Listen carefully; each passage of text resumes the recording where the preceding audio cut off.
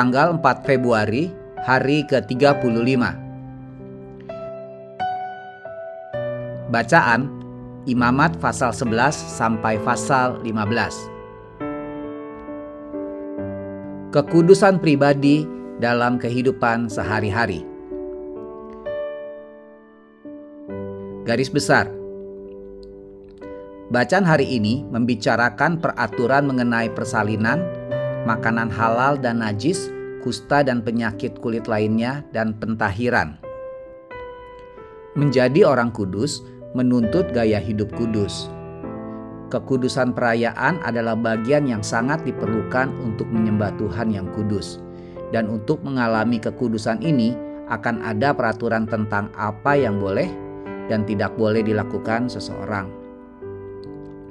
Bagi orang Israel, kekudusan perayaan ini berarti peraturan pembatasan makanan yang merupakan persyaratan kesehatan yang ketat dan menghindari sementara makanan tertentu setelah tubuh mereka mengkonsumsi makanan yang mengandung zat-zat yang berpotensi berbahaya bagi tubuh. Kata najis disebutkan lebih dari 100 kali pada bacaan kali ini, menunjukkan bahwa kenajisan saat melakukan perayaan bukanlah masalah kecil di hadapan Tuhan. Renungan harian. Aturan dan batasan adalah hal yang tidak menyenangkan bagi seseorang. Ada sesuatu hal yang menarik jika Anda melihat tanda peringatan yang mengatakan bahwa cat masih basah, jangan diduduki. Maka akan membuat Anda tergerak untuk menyentuhnya. Tanda-tanda seperti jangan menginjak rumput, atau jangan memberi makan pada monyet, atau batas kecepatan 60 km. Tampaknya akan menjadi suatu suara tantangan yang berbisik di telinga Anda. Apa Anda berani melakukannya? Atau apakah Anda pernah berpikir mengapa peraturan itu ada? Larangan atau peraturan dibuat karena ada seseorang mencoba untuk memberikan yang terbaik bagi Anda dan orang lain. Mereka tahu bahwa cat baru di bangku taman akan dapat merusak gaun Anda bila bangku tersebut diduduki. Rumput akan tetap lebih cantik saat orang tidak menginjak-injaknya. Monyet tidak bertahan hidup dengan baik di kebun binatang bila mendapat makanan yang sembarangan. Dan memacu kendaraan dengan kecepatan maksimum akan mengakibatkan kecelakaan dan Anda dapat menghindarinya jika Anda mengemudi dengan cukup hati-hati. Semua aturan itu adalah untuk kebaikan Anda sendiri.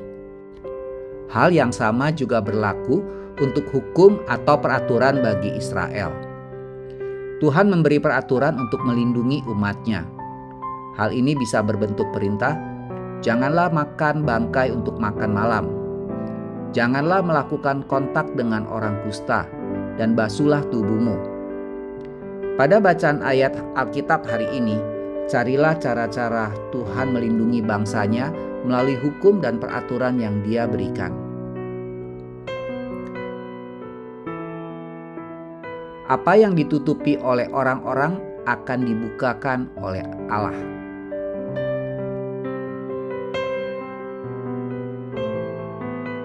Pendalaman.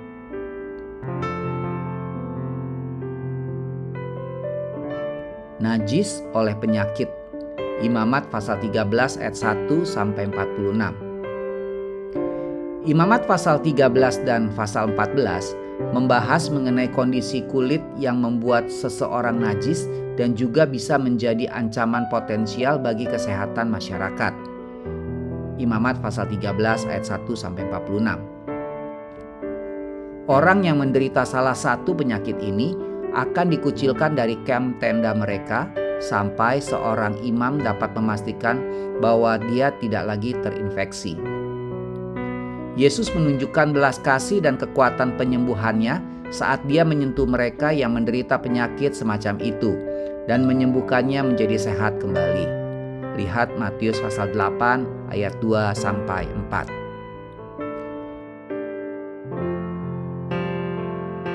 Amin. Tuhan Yesus memberkati.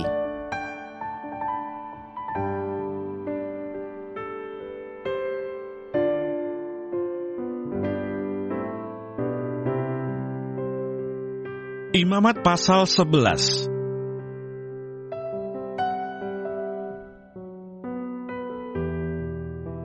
Binatang yang haram dan yang tidak haram. Lalu Tuhan berfirman kepada Musa dan Harun, katanya kepada mereka, "Katakanlah kepada orang Israel begini, inilah binatang-binatang yang boleh kamu makan dari segala binatang berkaki 4 yang ada di atas bumi. Setiap binatang yang berkuku belah, yaitu yang kukunya bersela panjang dan yang memamah biak, boleh kamu makan. Tetapi inilah yang tidak boleh kamu makan dari yang memamah biak atau dari yang berkuku belah, unta. Karena memang memamah biak, tetapi tidak berkuku belah. Haram itu bagimu. Juga pelanduk, karena memang memamah biak, tetapi tidak berkuku belah. Haram itu bagimu. Juga kelinci, karena memang memamah biak, tetapi tidak berkuku belah. Haram itu bagimu. Demikian juga babi hutan, karena memang berkuku belah, yaitu kukunya bersela panjang, tetapi tidak memamah biak. Haram itu bagimu. Daging binatang-binatang itu janganlah kamu makan, dan bangkainya janganlah kamu sentuh. Haram semuanya itu bagimu. Inilah yang boleh kamu makan dari segala yang hidup di dalam air. Segala yang bersirip dan bersisik di dalam air, di dalam lautan, dan di dalam sungai, itulah semuanya yang boleh kamu makan. Tetapi segala yang tidak bersirip atau bersisik di dalam lautan dan di dalam sungai, dari segala yang berkeriapan di dalam air, dan dari segala makhluk hidup yang ada di dalam air, semuanya itu kejijikan bagimu. Sesungguhnya haruslah semuanya itu kejijikan bagimu. Dagingnya janganlah kamu makan, dan bangkainya haruslah kamu jijikan. Segala yang tidak bersirip dan tidak bersisik di dalam air adalah kejijikan bagimu. Inilah yang harus kamu jijikan dari burung-burung. Janganlah dimakan karena semuanya itu adalah kejijikan. Burung rajawali, ering janggut dan elang laut, elang merah dan elang hitam menurut jenisnya. Setiap burung gagak menurut jenisnya. Burung unta, burung hantu, camar, dan elang sikap menurut jenisnya. Burung pungguk, burung dendang air, dan burung hantu besar, burung hantu putih, burung undan, burung ering, burung ranggung, bangau menurut jenisnya, meragai dan kelelawar. Segala binatang yang merayap dan bersayap dan berjalan dengan keempat kakinya adalah kejijikan bagimu. Tetapi inilah yang boleh kamu makan dari segala binatang yang merayap dan bersayap dan yang berjalan dengan keempat kakinya, yaitu yang mempunyai paha di sebelah atas kakinya untuk melompat di atas tanah. Inilah yang boleh kamu makan dari antaranya: belalang-belalang menurut jenisnya, yaitu belalang-belalang gambar menurut jenisnya, belalang-belalang kunyit menurut jenisnya, dan belalang-belalang padi menurut jenisnya. Selainnya, segala binatang yang merayap dan bersayap, dan yang berkaki 4, adalah kejijikan bagimu. Semua yang berikut akan menajiskan kamu. Setiap orang yang kena kepada bangkainya menjadi najis sampai matahari terbenam, dan setiap orang yang ada membawa dari bangkainya haruslah mencuci pakaiannya, dan ia menjadi najis sampai matahari terbenam. yakni segala binatang yang berkuku belah, tetapi tidak bersela panjang, dan yang tidak memamah biak. Haram semuanya itu bagimu, dan setiap orang yang kena kepadanya menjadi najis. Demikian juga segala yang berjalan dengan telapak kakinya di antara segala binatang yang berjalan dengan keempat kakinya, semuanya itu haram bagimu. Setiap orang yang kena kepada bangkainya menjadi najis sampai matahari terbenam. Dan siapa yang membawa bangkainya haruslah mencuci pakaiannya, dan ia menjadi najis sampai matahari terbenam. Haram semuanya itu bagimu. Inilah yang haram bagimu di antara segala binatang yang merayap dan berkeriapan di atas bumi: tikus buta, tikus, dan katak menurut jenisnya, dan landak, biawak, dan bengkarung, siput, dan bunglon. Itulah semuanya yang haram bagimu di antara segala binatang yang mengeriap. Setiap orang yang kena kepada binatang-binatang itu, sesudah binatang-binatang itu mati, menjadi najis sampai matahari terbenam. Dan segala sesuatu menjadi najis kalau seekor yang mati dari binatang-binatang itu jatuh ke atasnya, perkakas kayu apa saja, atau pakaian, atau kulit, atau karung, setiap barang yang dipergunakan untuk sesuatu apapun, haruslah dimasukkan ke dalam air dan menjadi najis sampai matahari terbenam, kemudian menjadi tahir pula. Kalau seekor dari binatang-binatang itu jatuh ke dalam sesuatu belanga tanah, maka segala yang ada di dalamnya menjadi najis, dan belanga itu harus kamu pecahkan. Dalam hal itu, segala makanan yang boleh dimakan, kalau kena air dari belanga itu menjadi najis, dan segala minuman yang boleh diminum dalam belanga seperti itu menjadi najis.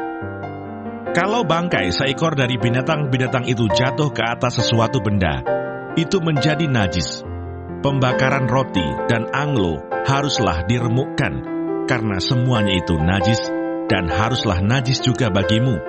Tetapi mata air atau sumur yang memuat air tetap tahir, sedangkan siapa yang kena kepada bangkai binatang-binatang itu menjadi najis.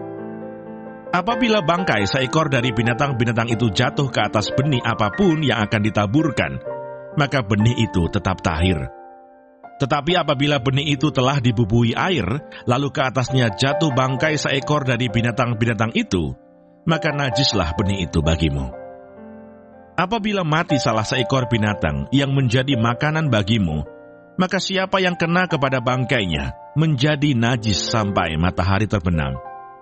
Dan siapa yang makan dari bangkainya itu, haruslah mencuci pakaiannya, dan ia menjadi najis sampai matahari terbenam.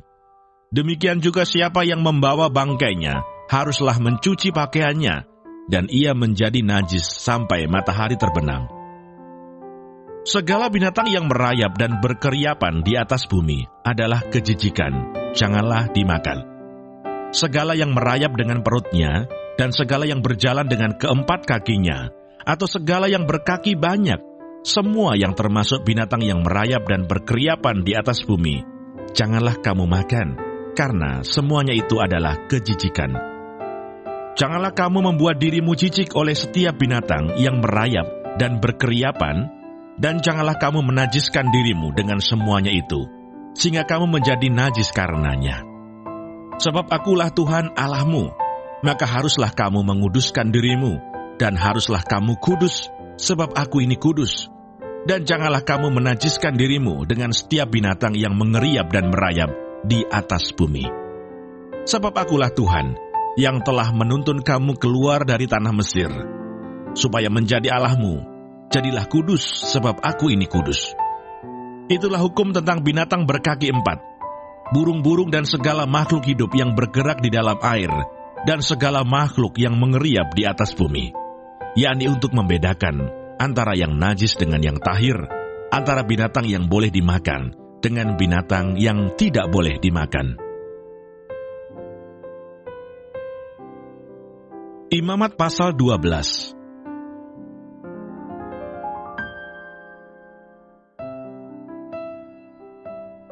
Pentahiran sesudah melahirkan anak.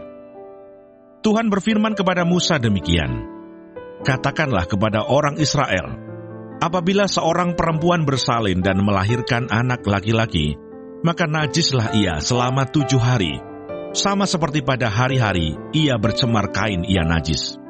Dan pada hari yang ke-8 haruslah dikerat daging kulit katan anak itu. Selanjutnya 33 hari lamanya, perempuan itu harus tinggal menantikan pentahiran dari darah nifas. Tidak boleh ia kena kepada sesuatu apapun yang kudus, dan tidak boleh ia masuk ke tempat kudus, sampai sudah genap hari-hari pentahirannya.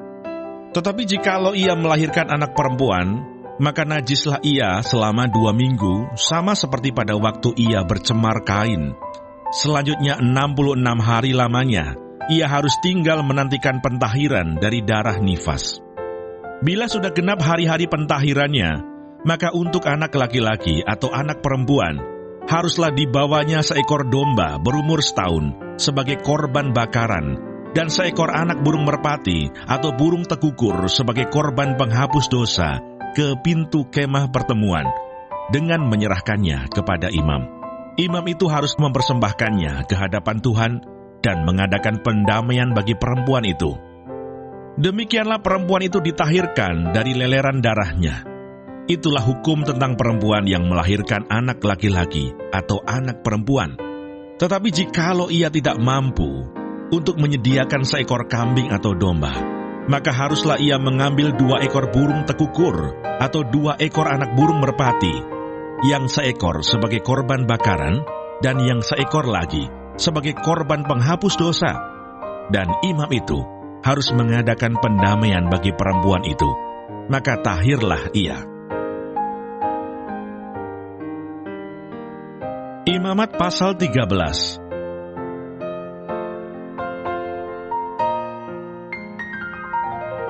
Penyakit kusta. Tuhan berfirman kepada Musa dan Harun, apabila pada kulit badan seseorang ada bengkak atau bintil-bintil atau panau yang mungkin menjadi penyakit kusta pada kulitnya, ia harus dibawa kepada Imam Harun atau kepada salah seorang dari antara anak-anaknya, imam-imam itu. Imam haruslah memeriksa penyakit pada kulit itu, dan kalau bulu di tempat penyakit itu sudah berubah menjadi putih, dan penyakit itu kelihatan lebih dalam dari kulit, maka itu penyakit kusta. Kalau imam melihat hal itu, haruslah ia menyatakan orang itu najis. Tetapi jikalau yang ada pada kulitnya itu hanya panau putih dan tidak kelihatan lebih dalam dari kulit, dan bulunya tidak berubah menjadi putih, imam harus mengurung orang itu 7 hari lamanya. Pada hari yang ke-7, haruslah imam memeriksa dia.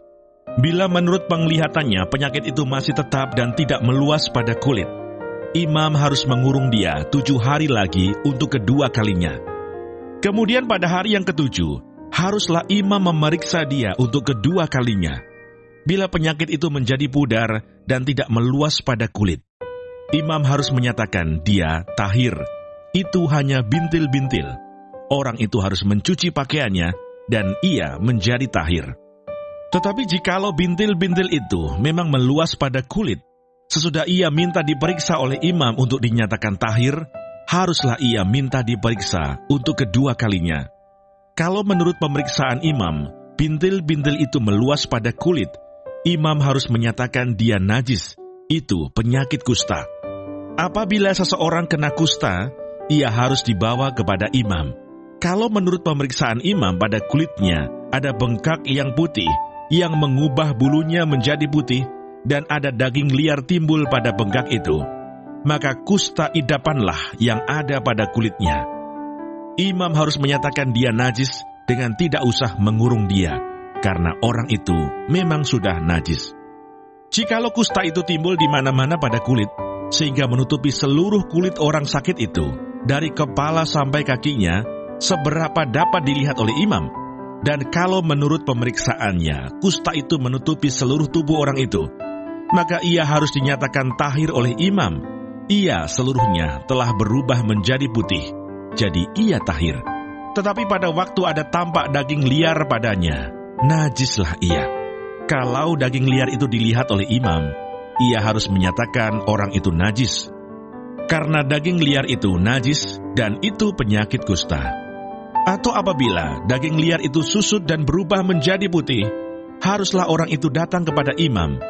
Kalau menurut pemeriksaannya penyakit itu telah berubah menjadi putih, haruslah imam menyatakan orang itu tahir. Memang ia tahir. Apabila pada kulit seseorang ada barah yang telah sembuh, tetapi di tempat barah itu timbul bengkak yang putih atau panau yang putih kemerah-merahan, haruslah orang itu minta diperiksa oleh imam. Kalau menurut pemeriksaannya, panau itu kelihatan lebih dalam daripada kulit dan bulunya telah berubah menjadi putih, maka imam harus menyatakan, orang itu najis, karena penyakit kustalah yang timbul di dalam barah itu. Tetapi jikalau panau itu diperiksa oleh imam, dan ternyata tidak ada bulu yang putih padanya, dan tidak lebih dalam daripada kulit, malahan pudar, imam harus mengurung orang itu 7 hari lamanya. Dan jikalau panau itu memang meluas pada kulit, imam harus menyatakan dia najis, itulah penyakit kusta. Tetapi jikalau panau itu masih tetap dan tidak meluas, maka itu bekas barah, dan imam harus menyatakan orang itu tahir. Atau apabila pada kulit seseorang ada lecur karena api, dan daging liar yang timbul pada lecur itu menjadi panau yang putih kemerah-merahan atau putih, maka imam harus memeriksa panau itu. Bila ternyata bulu pada panau itu berubah menjadi putih, dan panau itu kelihatan lebih dalam dari kulit, maka yang timbul di dalam lecur itu adalah penyakit kusta, dan imam harus menyatakan orang itu najis. Itu penyakit kusta. Tetapi jikalau menurut pemeriksaannya tidak ada pada panau itu bulu yang putih dan panau itu tidak lebih dalam daripada kulit, malahan pudar, imam harus mengurung orang itu 7 hari lamanya. Pada hari yang ke-7, imam harus memeriksa lagi dia. Jikalau panau itu memang meluas pada kulit, maka haruslah imam menyatakan dia najis. Itu penyakit kusta. Tetapi jikalau panau itu masih tetap dan tidak meluas pada kulit, malahan pudar, maka itu bengkak lecur, dan imam harus menyatakan dia tahir, sebab itu bekas lecur. Apabila seorang laki-laki atau perempuan mendapat penyakit pada kepala atau pada janggut, imam harus memeriksa penyakit itu. Bila itu kelihatan lebih dalam dari kulit, dan ada padanya rambut halus yang kuning, maka imam harus menyatakan orang itu najis, karena itu kudis kepala, yakni kusta kepala atau kusta janggut. Dan apabila menurut pemeriksaannya penyakit kudis itu tidak kelihatan lebih dalam dari kulit, dan tidak ada padanya rambut yang hitam, maka imam harus mengurung orang yang kena penyakit kudis itu 7 hari lamanya. Pada hari yang ke-7, imam harus memeriksa penyakit itu. Bila ternyata kudis itu tidak meluas dan tidak ada rambut yang kuning padanya, dan kudis itu tidak kelihatan lebih dalam dari kulit, maka orang itu harus bercukur. Hanya tempat kudis itu tidak boleh dicukurnya. Lalu imam harus mengurung orang yang kena kudis itu untuk kedua kalinya 7 hari lagi. Kemudian pada hari yang ke-7, imam harus memeriksa lagi kudis itu. Bila ternyata kudis itu tidak meluas pada kulit dan tidak kelihatan lebih dalam dari kulit, maka imam harus menyatakan orang itu tahir, dan ia harus mencuci pakaiannya, dan ia menjadi tahir. Tetapi jikalau kudis itu memang meluas pada kulit sesudah ia dinyatakan tahir, dan menurut pemeriksaan imam kudis itu meluas pada kulit, maka imam tidak usah lagi mencari rambut yang kuning. Memang orang itu najis. Tetapi jikalau menurut penglihatan imam, kudis itu masih tetap dan ada rambut hitam tumbuh pada kudis itu, maka kudis itu sudah sembuh, dan orang itu tahir, dan imam harus menyatakan dia tahir. Apabila pada kulit seorang laki-laki atau perempuan ada panau-panau, yakni panau-panau yang putih, imam harus melakukan pemeriksaan. Bila ternyata pada kulitnya ada panau-panau pudar dan putih, maka hanya kuraplah yang timbul pada kulitnya, dan orang itu tahir. Apabila rambut kepala seorang laki-laki meluruh, dan ia hanya menjadi botak, ia tahir. Jikalau rambutnya meluruh pada sebelah mukanya, dan ia menjadi botak sebelah depan, ia tahir. Tetapi apabila pada kepala yang botak itu, sebelah atas atau sebelah depan, ada penyakit yang putih kemerah-merahan, maka penyakit kustalah yang timbul pada bagian kepala yang botak itu. Lalu imam harus memeriksa dia. Bila ternyata bahwa bengkak pada bagian kepala yang botak itu putih kemerah-merahan, dan kelihatannya seperti kusta pada kulit, maka orang itu sakit kusta dan ia najis. Dan imam harus menyatakan dia najis karena penyakit yang di kepalanya itu. Orang yang sakit kusta harus berpakaian yang cabik-cabik, rambutnya terurai, dan lagi ia harus menutupi mukanya sambil berseru-seru, najis, najis. Selama ia kena penyakit itu, ia tetap najis. Memang ia najis, ia harus tinggal terasing di luar perkemahan, itulah tempat kediamannya. Apabila pada pakaian ada tanda kusta, pada pakaian bulu domba atau pakaian lenan, entah pada benang lungsin atau benang pakannya, entah pada kulit atau sesuatu barang kulit, kalau tanda pada barang-barang itu sudah kemerah-merahan warnanya, maka itu kusta. Hal itu harus diperiksakan kepada imam. Kalau tanda itu telah diperiksa oleh imam, ia harus mengasingkan yang mempunyai tanda itu 7 hari lamanya. Pada hari yang ke-7, ia harus memeriksa tanda itu lagi. Apabila tanda itu meluas pada pakaian atau benang lungsin atau benang pakan atau pada kulit, entah untuk barang apapun kulit itu dipakai, maka itu adalah kusta yang jahat sekali dan barang itu najis. Ia harus membakar barang-barang yang mempunyai tanda itu, karena itu kusta yang jahat sekali. Barang-barang itu harus dibakar habis. Tetapi jikalau menurut pemeriksaan imam tanda itu tidak meluas pada barang-barang itu, maka imam harus memerintahkan orang mencuci barang yang mempunyai tanda itu. Lalu ia harus mengasingkannya 7 hari lagi untuk kedua kalinya. Kemudian sesudah barang itu dicuci, imam harus memeriksa tanda itu lagi. Bila ternyata rupa tanda itu tidak berubah, biarpun itu tidak meluas, maka barang itu najis, dan engkau harus membakarnya habis, karena tanda itu semakin mendalam pada sebelah belakang atau sebelah muka. Dan jikalau menurut pemeriksaan imam, tanda itu menjadi pudar sesudah dicuci, maka ia harus mengoyakkannya dari barang-barang itu. Tetapi jikalau tanda itu tampak pula pada barang-barang itu, maka itu kusta yang sedang timbul. Barang yang mempunyai tanda itu haruslah kau bakar habis. Tetapi barang-barang yang telah kau cuci, sehingga tanda itu lenyap daripadanya, haruslah dicuci untuk kedua kalinya, barulah menjadi tahir. Itulah hukum tentang kusta yang ada pada pakaian bulu domba, atau lenan, atau pada benang lungsin, atau pada benang pakan, atau pada setiap barang kulit, untuk menyatakan tahir atau najisnya. Imamat pasal 14.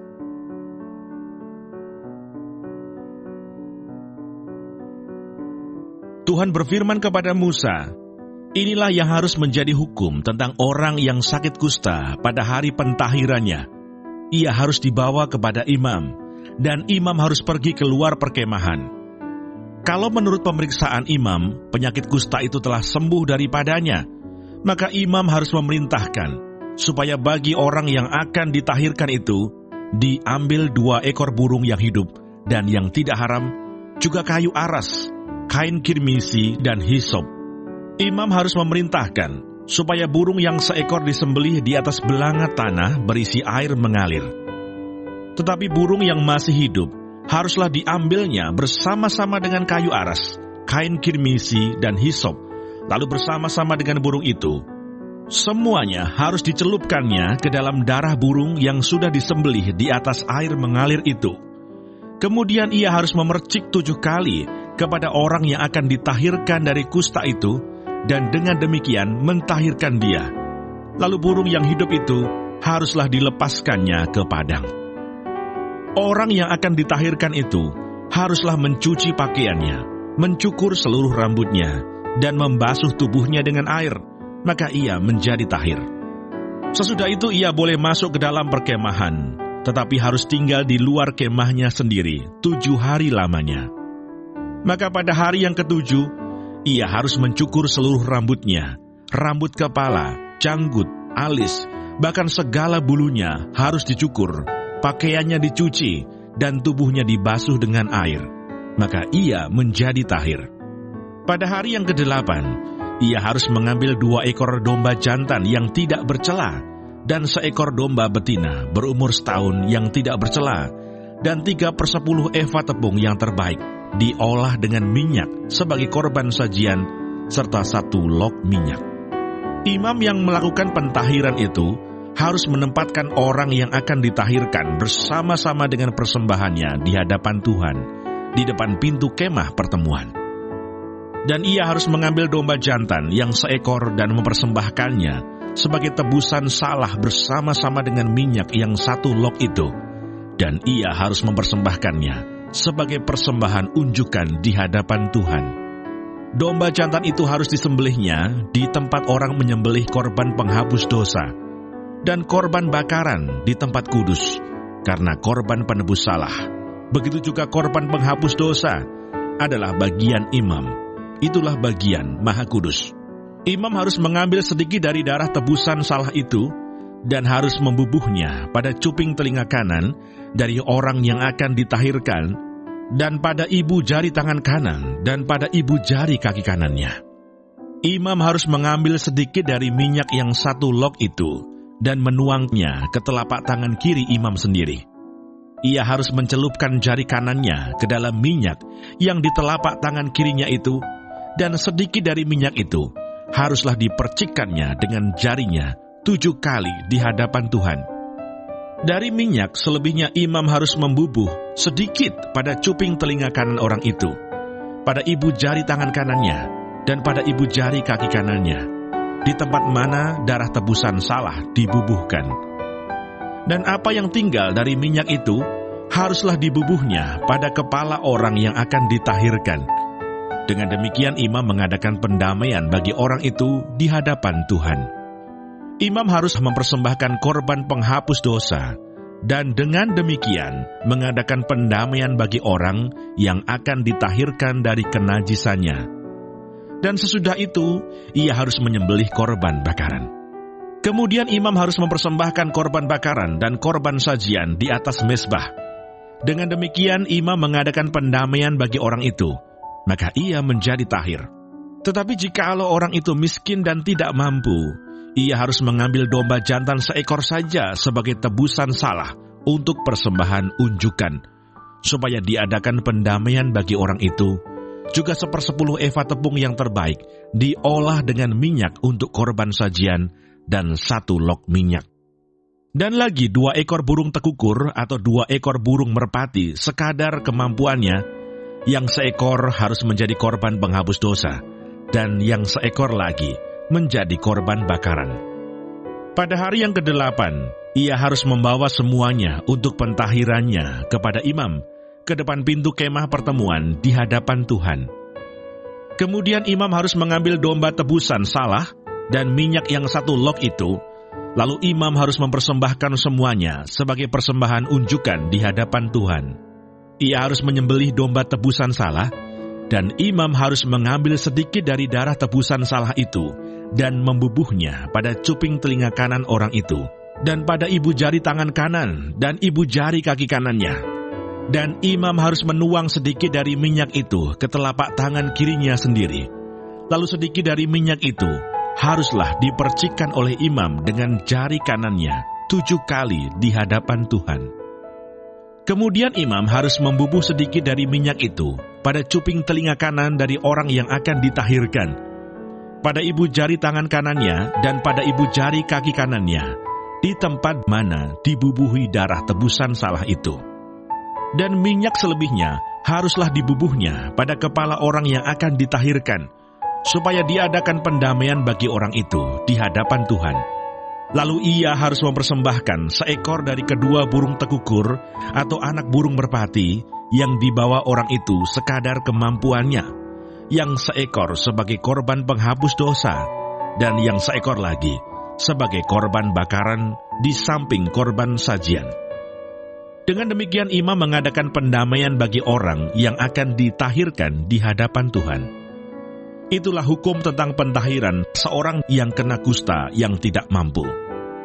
Tuhan berfirman kepada Musa dan Harun, "Apabila kamu masuk ke tanah Kanaan yang akan kuberikan kepadamu menjadi milikmu, dan aku mendatangkan tanda kusta di sebuah rumah di negeri milikmu itu, maka pemilik rumah itu harus datang memberitahukannya kepada imam. Ada kelihatan seperti tanda kusta di rumahku. Maka imam harus memerintahkan supaya rumah itu dikosongkan sebelum ia datang memeriksa tanda kusta itu, supaya jangan menjadi najis segala yang ada di dalam rumah itu. Dan sesudah itu, barulah imam datang untuk memeriksanya. Kalau menurut pemeriksaannya, tanda pada dinding rumah itu merupakan lekuk-lekuk yang kehijau-hijauan atau kemerah-merahan warnanya, yang kelihatan lebih dalam dari permukaan dinding itu, imam harus keluar dari rumah itu, lalu berdiri di depan pintu rumah, dan menutup rumah itu 7 hari lamanya. Pada hari yang ke-7, imam harus datang kembali.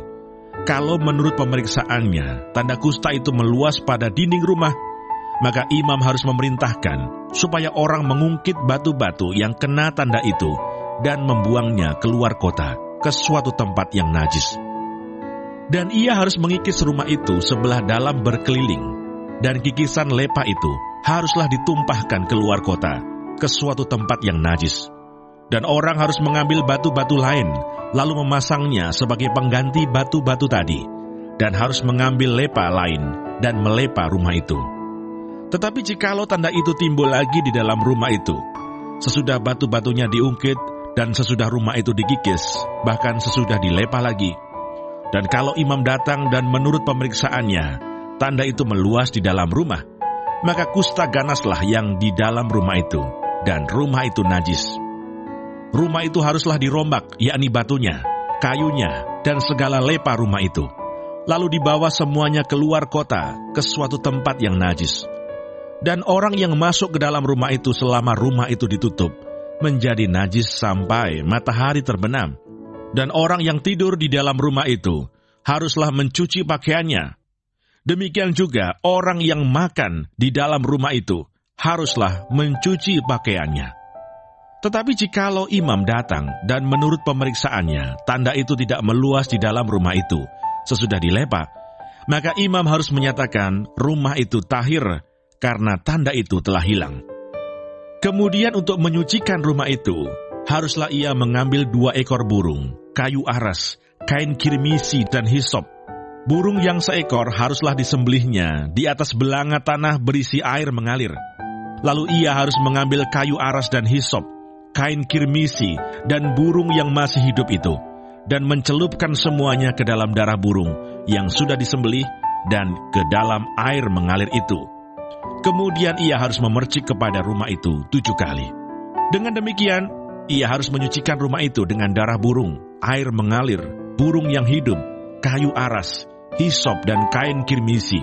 Dan burung yang hidup itu harus dilepaskannya keluar kota ke padang. Dengan demikian ia mengadakan pendamaian bagi rumah itu. Maka rumah itu menjadi tahir. Itulah hukum tentang setiap penyakit kusta, kudis kepala, tentang kusta pada pakaian dan rumah, tentang bengkak, bintil-bintil, dan panau, untuk memberi petunjuk dalam hal najis atau dalam hal tahir. Itulah hukum tentang kusta.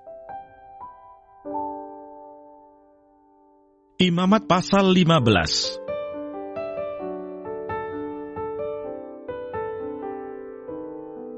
Ketidaktahiran pada laki-laki dan perempuan. Tuhan berfirman kepada Musa dan Harun, "Berbicaralah kepada orang Israel, dan katakan kepada mereka, apabila aurat seorang laki-laki mengeluarkan lelehan, maka najislah ia karena lelehannya itu. Beginilah kenajisannya berhubung dengan lelehannya itu. Bila auratnya membiarkan lelehan itu mengalir, atau bila auratnya menahannya, sehingga tidak mengeluarkan lelehan, maka itulah kenajisannya. Setiap tempat tidur yang ditiduri orang yang mengeluarkan lelehan itu menjadi najis, dan setiap barang yang didudukinya menjadi najis juga. Setiap orang yang kena kepada tempat tidurnya haruslah mencuci pakaiannya, membasuh tubuhnya dengan air, dan ia menjadi najis sampai matahari terbenam. Siapa yang duduk di atas barang yang telah diduduki oleh orang yang demikian, haruslah mencuci pakaiannya, membasuh tubuhnya dengan air, dan ia menjadi najis sampai matahari terbenam. Siapa yang kena kepada tubuh orang yang demikian, haruslah mencuci pakaiannya, membasuh tubuhnya dengan air, dan ia menjadi najis sampai matahari terbenam. Apabila orang yang demikian meludahi orang yang tahir, haruslah orang ini mencuci pakaiannya, membasuh tubuhnya dengan air, dan ia menjadi najis sampai matahari terbenam. Dan setiap pelana yang diduduki orang yang demikian menjadi najis. Setiap orang yang kena kepada sesuatu bekas tempat orang tadi menjadi najis sampai matahari terbenam. Siapa yang mengangkatnya haruslah mencuci pakaiannya, membasuh tubuhnya dengan air, dan ia menjadi najis sampai matahari terbenam. Dan setiap orang yang kena pada orang yang demikian, sedang orang ini tidak mencuci tangan dahulu dengan air, haruslah mencuci pakaiannya, membasuh tubuhnya dengan air, dan ia menjadi najis sampai matahari terbenam. Kalau orang itu kena pada belanga tanah, itu haruslah dipecahkan, dan setiap perkakas kayu haruslah dicuci dengan air. Apabila orang yang demikian sudah bersih dari lelehannya, ia harus menghitung 7 hari lagi untuk dapat dinyatakan tahir, lalu mencuci pakaiannya, membasuh tubuhnya dengan air mengalir, maka ia menjadi tahir. Pada hari yang ke-8, ia harus mengambil 2 ekor burung tekukur atau 2 ekor anak burung merpati, dan datang ke hadapan Tuhan, ke pintu kemah pertemuan, dan menyerahkan burung-burung itu kepada imam. Lalu imam harus mempersembahkannya, yang seekor sebagai korban penghapus dosa, dan yang seekor lagi sebagai korban bakaran. Dengan demikian imam mengadakan pendamaian bagi orang itu di hadapan Tuhan karena lelehannya. Apabila seorang laki-laki tertumpah maninya, ia harus membasuh seluruh tubuhnya dengan air, dan ia menjadi najis sampai matahari terbenam. Setiap pakaian dan setiap kulit yang kena tumpahan mani itu haruslah dicuci dengan air dan menjadi najis sampai matahari terbenam. Juga seorang perempuan, kalau seorang laki-laki tidur dengan dia dengan ada tumpahan mani, maka keduanya harus membasuh tubuhnya dengan air dan mereka menjadi najis sampai matahari terbenam. Apabila seorang perempuan mengeluarkan lelehan dan lelehannya itu adalah darah dari auratnya, ia harus 7 hari lamanya dalam cemar kainnya. Dan setiap orang yang kena kepadanya menjadi najis sampai matahari terbenam. Segala sesuatu yang ditidurinya selama ia cemar kain menjadi najis, dan segala sesuatu yang didudukinya menjadi najis juga. Setiap orang yang kena kepada tempat tidur perempuan itu haruslah mencuci pakaiannya, membasuh tubuhnya dengan air, dan ia menjadi najis sampai matahari terbenam. Setiap orang yang kena kepada sesuatu barang yang diduduki perempuan itu haruslah mencuci pakaiannya, membasuh diri dengan air, dan ia menjadi najis sampai matahari terbenam. Juga pada waktu ia kena kepada sesuatu yang ada di tempat tidur atau di atas barang yang diduduki perempuan itu, ia menjadi najis sampai matahari terbenam. Jikalau seorang laki-laki tidur dengan perempuan itu, dan ia kena cemar kain perempuan itu, maka ia menjadi najis selama 7 hari, dan setiap tempat tidur yang ditidurinya menjadi najis juga. Apabila seorang perempuan berhari-hari lamanya mengeluarkan lelehan, yakni lelehan darah yang bukan pada waktu cemar kainnya, atau apabila ia mengeluarkan lelehan lebih lama dari waktu cemar kainnya, maka selama lelehannya yang najis itu, perempuan itu adalah seperti pada hari-hari cemar kainnya, yakni ia najis. Setiap tempat tidur yang ditidurinya selama ia mengeluarkan lelehan haruslah baginya seperti tempat tidur pada waktu cemar kainnya, dan setiap barang yang didudukinya menjadi najis sama seperti kenajisan cemar kainnya. Setiap orang yang kena kepada barang-barang itu menjadi najis, dan ia harus mencuci pakaiannya, membasuh tubuhnya dengan air, dan ia menjadi najis sampai matahari terbenam. Tetapi jikalau perempuan itu sudah tahir dari lelehannya, ia harus menghitung 7 hari lagi. Sesudah itu barulah ia menjadi tahir. Pada hari yang ke-8, ia harus mengambil 2 ekor burung tekukur atau 2 ekor anak burung merpati dan membawanya kepada imam ke pintu kemah pertemuan. Imam harus mempersembahkan yang seekor sebagai korban penghapus dosa dan yang seekor lagi sebagai korban bakaran. Dengan demikian, imam mengadakan pendamaian bagi orang itu di hadapan Tuhan karena lelehannya yang najis itu.